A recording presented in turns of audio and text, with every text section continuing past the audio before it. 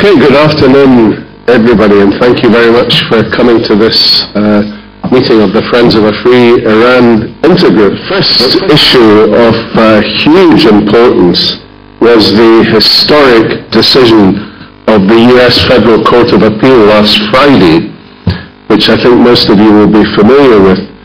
The judges in the Federal Court of Appeal in Washington have ordered Hillary Clinton, the Secretary of State, and the State Department to remove the PMOI NCRI from the terror list within a period of 4 months, or they, the judges, will do it for the State Department. They will remove them. Now that judicial decision is unprecedented in US legal history. As you know, the executive and the court system in America are always fundamentally separated. And for the courts to order the Secretary of State to take this action within a period of 4 months, they've set a deadline, is historic. I think the judge's decision perhaps illustrates their frustration with the foot dragging of the State Department. The courts, after all, almost 2 years ago now, told the State Department to review the terror list because they were dissatisfied with the listing of the PMOI NCRI. And when recently the courts sought some guidance from the State Department as to why this review which they had ordered had not been carried out, they were told in a formal reply that the Secretary of State, Hillary Clinton, was too busy dealing with much more important matters around the world to have given any time to considering the terror listing of the PMOI NCRI. That was clearly a ludicrous response and not worthy of that department.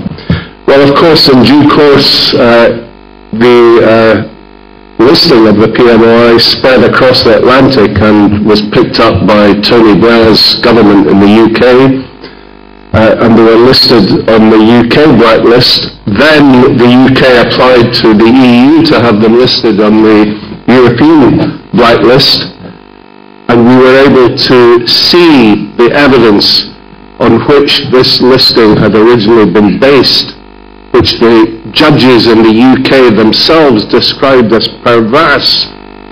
It became obvious what an injustice this had been.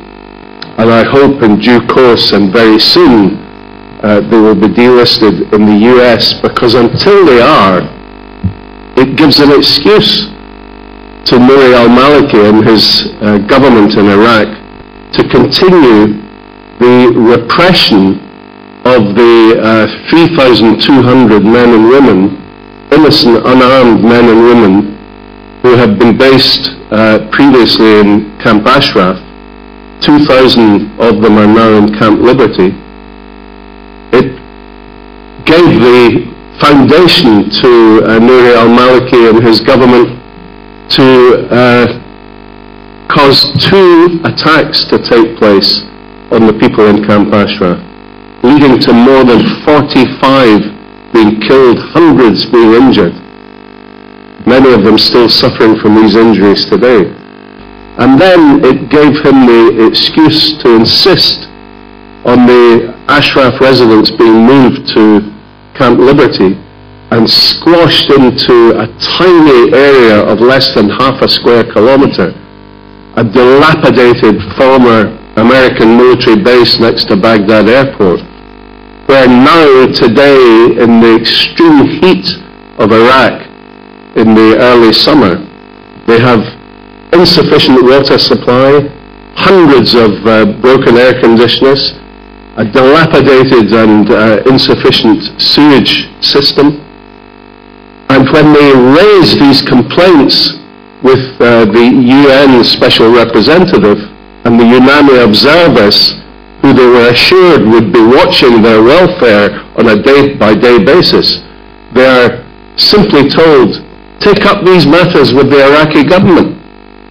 And when they take up these matters with the Iraqi government, they are treated with contempt, to the extent that the Iraqi government have now appointed Captain Ahmed, one of the murderers, one of the people who perpetrated the murderous massacre in July 2009. He has now, in the last week, been placed in charge of the camp guards. He is now even preventing busloads of the residents from Liberty being taken for their UNHCR interviews in order that they can complete the process of refugee registration. He is preventing tankers filled with water coming into Camp Liberty. And this is the person that the UN Special Representative says to the residents, take your complaints to him. Take your complaints to the Iraqi government. Now, I hate to see the good name of the United Nations besmirched in this way, where they're showing complete indifference to the suffering of 2,000 people crammed into this prison-like condition in Camp Liberty. I think this is an utter disgrace. And it is time, first of all, that we stop allowing the UN to refer to Camp Liberty as a temporary transit location, a TTL.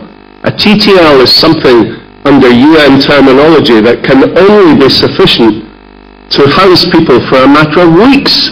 Already we have seen the first batch of residents from Liberty have been there for months.